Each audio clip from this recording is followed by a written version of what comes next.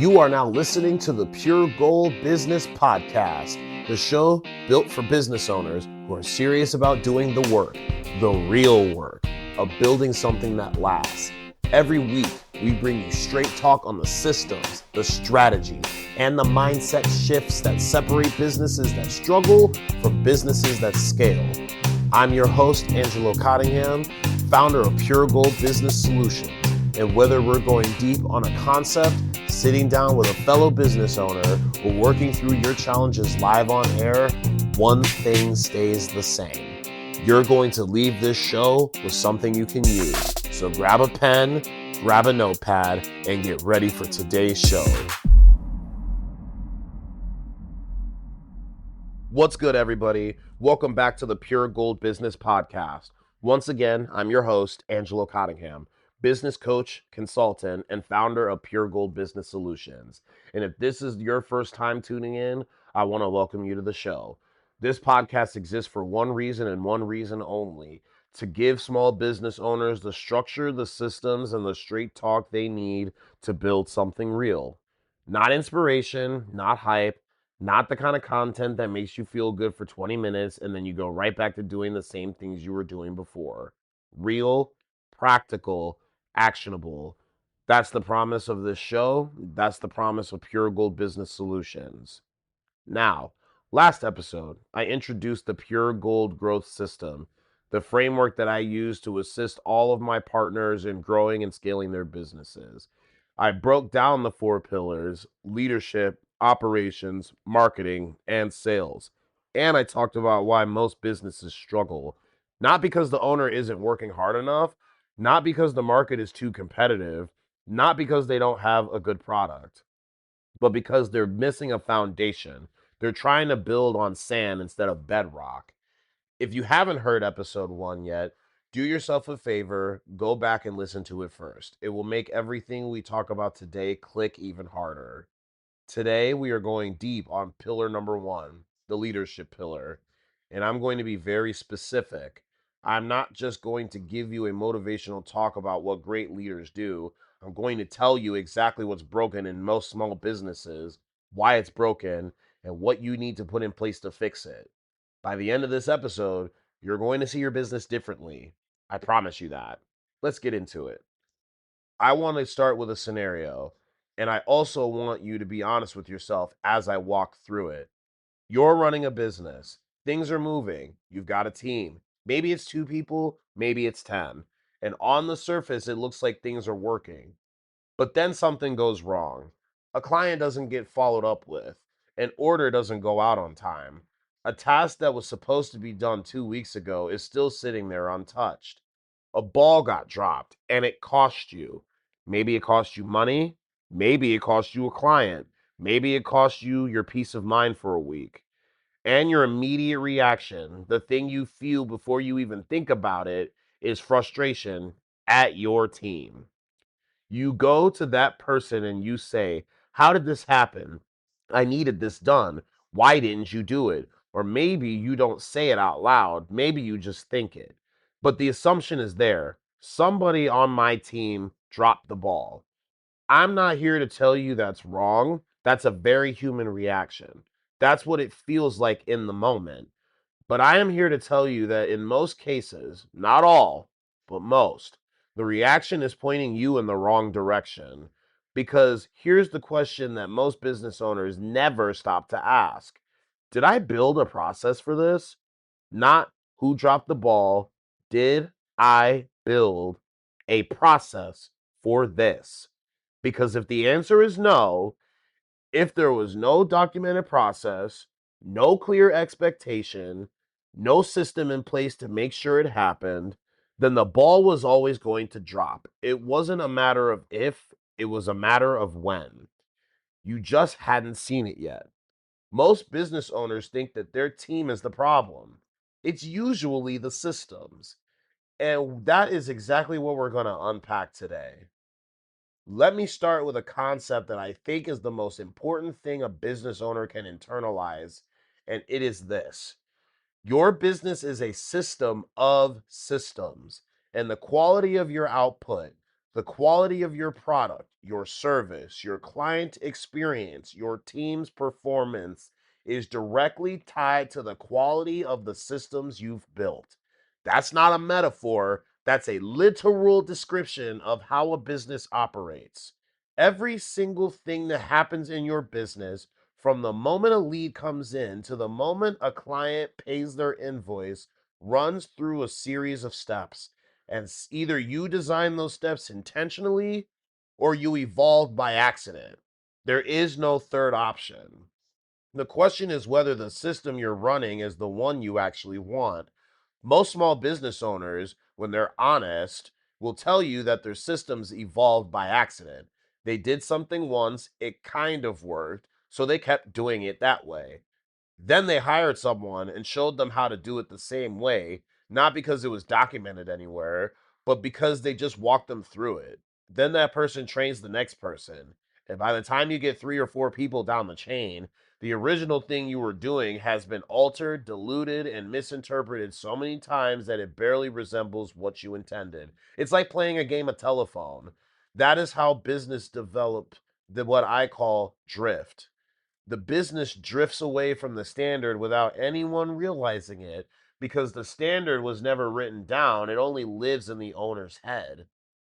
And when something goes wrong, when a client complains, when revenue dips, when a task doesn't get done, the owner looks at the team and says, "What happened?" But the team is just doing what they were told, or what they think they were told, or what they remember being told 3 months ago. This is the system problem, and it lives in the leadership pillar because it is the leader's job to build the systems. Let me give you a real world example of how this shows up. Imagine you run a service based business. Let's say it's a landscaping company, a cleaning company, a marketing agency. Doesn't really matter. You got a process for onboarding new clients. In your head, that process goes they sign the contract, you send them a welcome email, you schedule a kickoff call, you collect the information you need, and then you start the work. Simple, 5 steps. But is that written down anywhere? Is there a checklist that your team follows every single time a new client signs? Is there a template for the welcome email? Or does whoever's handling it write something different every time? Is there a defined window for how quickly the kickoff call gets scheduled? 24 hours, 48 hours, a week? Is there a form for collecting client information? Or is it just ask them what you need on the call?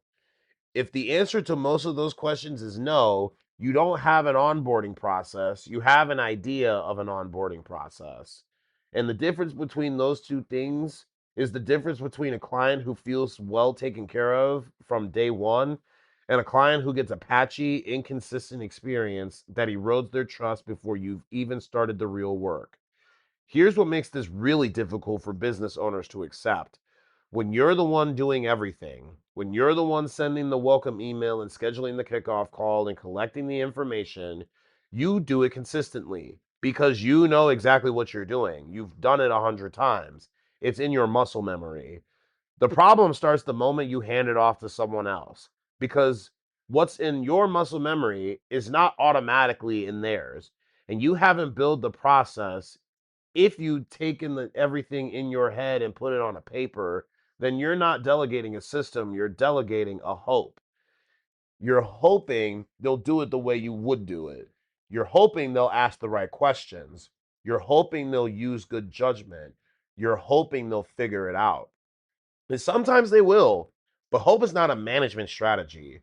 Hope is not a leadership strategy. Hope is what you use when you've run out of real options. Your team can only perform to the level of the systems you've built for them. I want to say that again because I need it to really land. Your team can only perform to the level of the systems you have built for them. A great person in a broken system will still produce broken results. That's not a criticism of the person. That's just physics. If I put a great driver in a car with no steering wheel, they're going to crash. That's not a driving problem. That's a car problem. So before you evaluate the team, evaluate the structure. Before you have that hard conversation with an employee about why something didn't get done, ask yourself first, did I give them everything they needed to get it done? Did they have a clear process? Did they have the right tools? Did they have a defined timeline? Did they know exactly what success looked like? If any of those answers is no, then this conversation needs to start with you in the mirror, not with them across the desk. Now, I want to be clear about something because I don't want this to come across like I'm saying people are never accountable for their performance. That's not what I'm saying. Accountability still matters. People still own their work, but accountability only makes sense inside of a system. You can't hold someone accountable to a standard that was never defined. That's not accountability, that's frustration dressed up as management.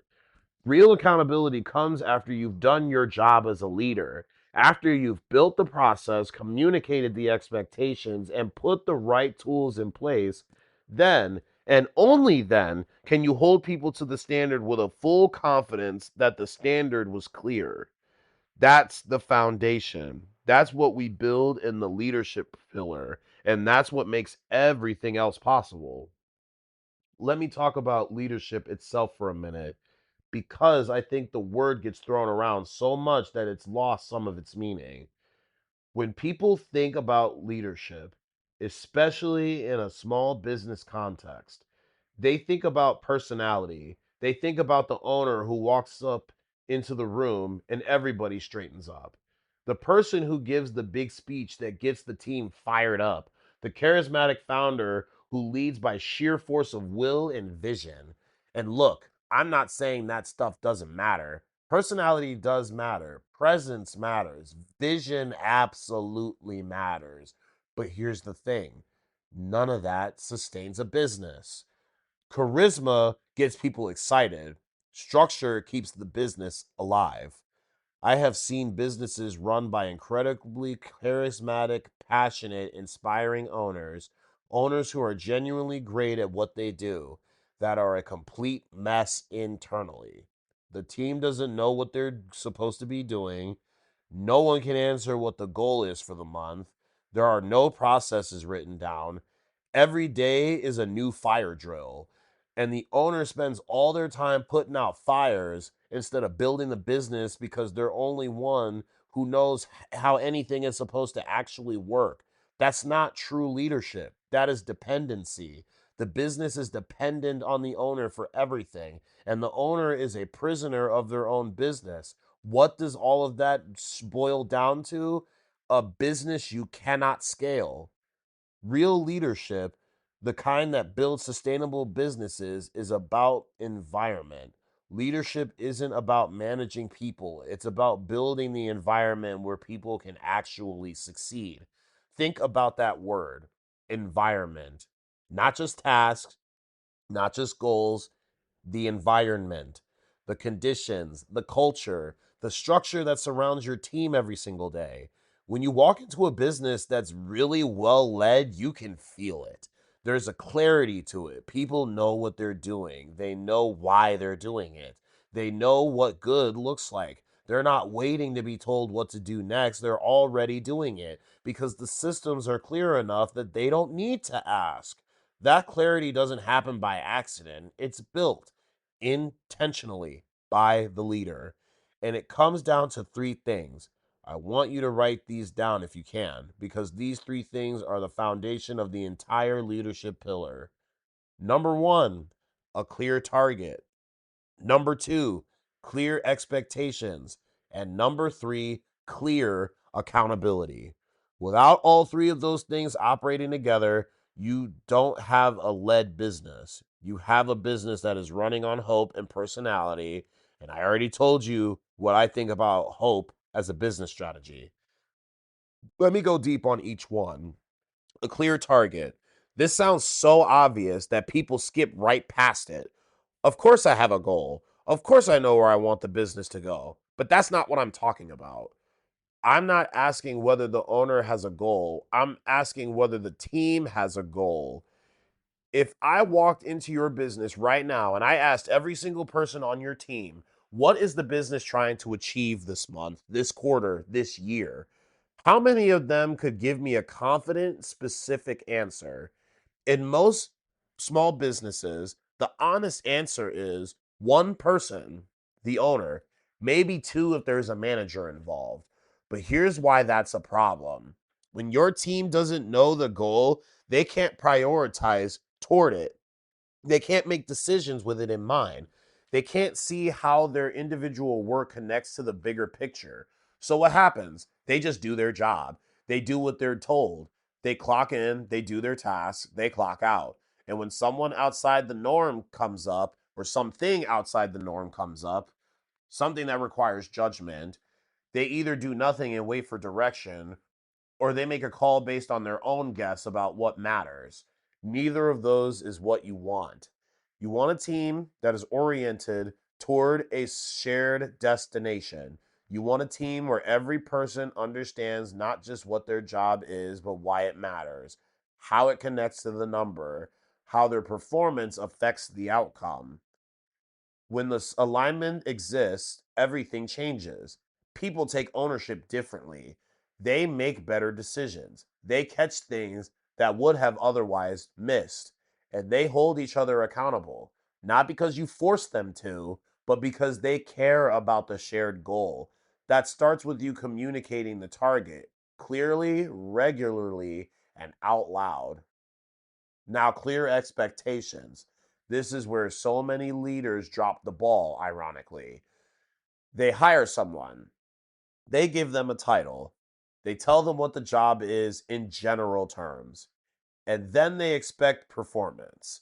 And when the performance doesn't match what they imagined, they're disappointed.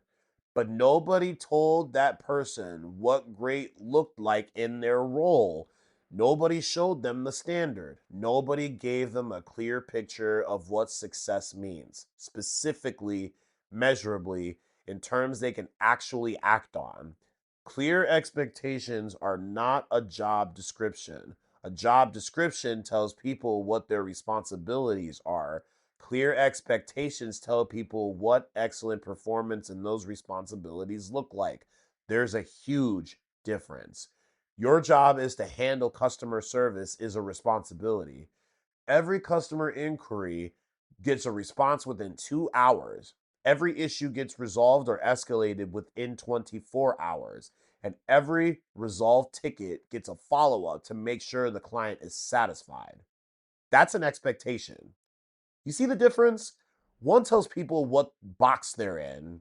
The other tells people what the standard is inside that box. And when expectations are that clear, something powerful happens. You can have a conversation about performance without it feeling personal because you're not saying you're not good enough.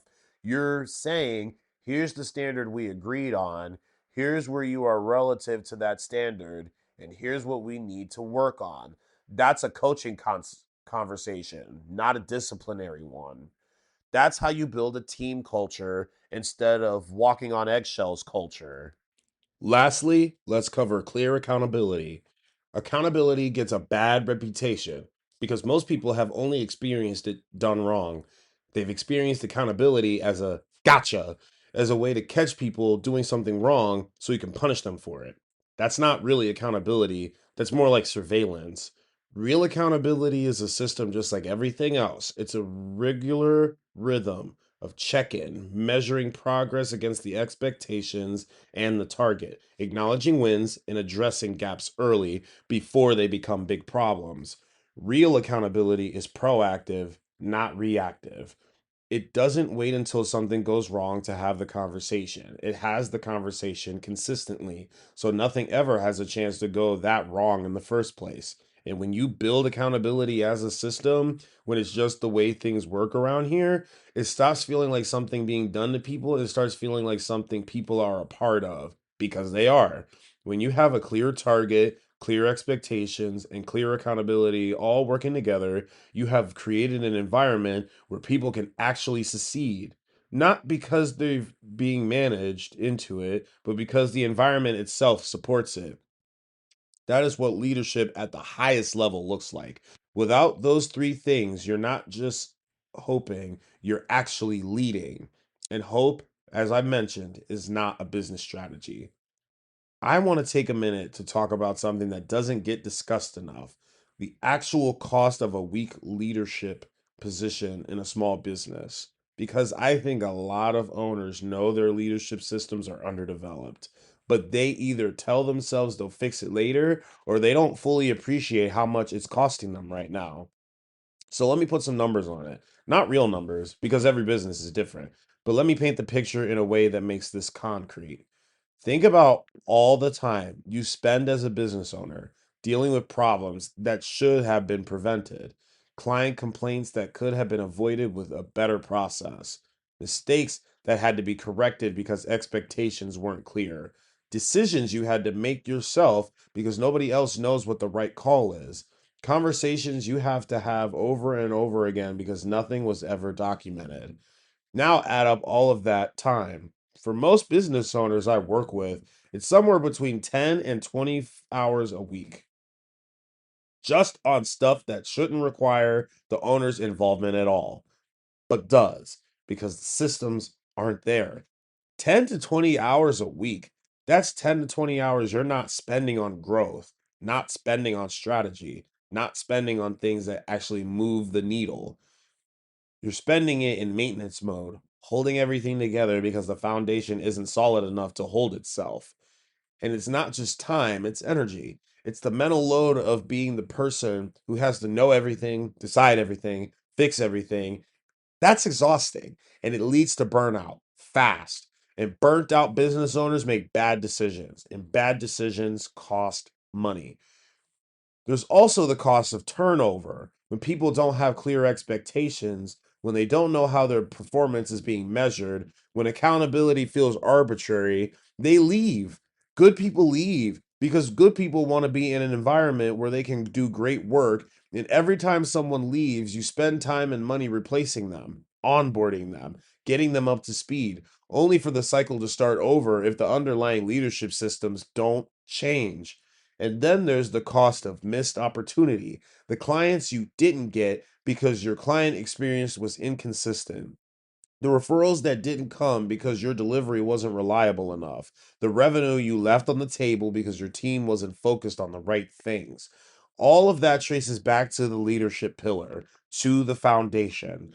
I've studied the best leaders and businesses I could find. I've read the books, I've studied the models, I've worked with business owners across different industries, different sizes, different stages. And one thing is consistent across all of it: the business that scale, the ones that grow without the owner being in the middle of everything, all have one major thing in common: a strong leadership foundation. Not just a charismatic leader, a leadership system, clear targets, clear expectations, clear accountability, documented processes, a team that knows what to do and why. That's what separates the businesses that grow from the businesses that are only surviving. And here's what makes this especially important where you are right now, because I know who listens to this show. You're in the building phase. You're putting in the work. You've got something real. We're building something real. And this is the moment right now, while you're still relatively small, where you get to make a choice. You can build the foundation now while it's still manageable, while it's possible to sit down and document your processes and define your standards without it being a massive undertaking. Or you can wait. You can keep running on hustle and hope. And you might grow, but the bigger you get without the foundation, the more fragile everything is. Because every new hire multiplies the chaos. Every new client multiplies the inconsistency. Every new product or service multiplies the number of things that can go wrong. Build the foundation now. That's the move. That's my recommendation to you. Now, let's get really practical, because talking about leadership philosophy is useful, but you need to walk away from this episode with something you can actually use. Inside the Pure Gold Growth System, the leadership pillar is built on two core systems. I call them the financial targets and KPI tracking. These are the two mechanisms that turn leadership philosophy into leadership practice. Let me break each one down in detail. System one, financial targets. Every business needs a financial target. That's obvious. What's less obvious, and what most small business owners get wrong, is that the target needs to live outside of the owner's head. What do I mean? Most business owners have a number they're shooting for. Maybe it's a monthly revenue goal. Maybe it's an annual number. Maybe it's a profit margin. Whatever it is, they know it. They think about it constantly. It's what gets them up in the morning. But ask their team what the goal is, and you'll get blank stares. And I get why owners keep the financial goals to themselves. Sometimes it feels private. Sometimes they're worried that sharing the numbers will create anxiety. Sometimes they don't want the team to feel pressure. But here's the problem with that thinking. When your team doesn't know the goal, they can't rally around it. They can't make decisions with it in mind. They can't feel the satisfaction of hitting it, and they can't feel the urgency of missing it. And urgency matters, not panic, urgency, the healthy sense of momentum that comes from knowing where you're trying to go and how close you are to getting there.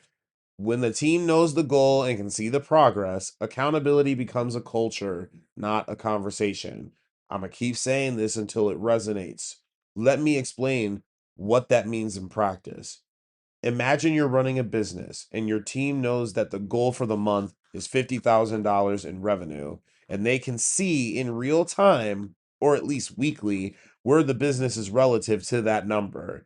They know that as of today, you're at 32,000. That means you need 18,000 in the next 2 weeks. When that information is visible, something shifts. People don't need you to chase them. They can see the scoreboard. They know what needs to happen. And the people who care, and most people do care, when they feel like they're part of something, will lean in. The ones who don't lean in, the ones who see the scoreboard and still coast, now you have information. Now you have a real accountability conversation to have, because you can't say that goal wasn't clear. It was right there on the board. That's the power of visible targets. They create a culture of accountability without the owner having to be the accountability police.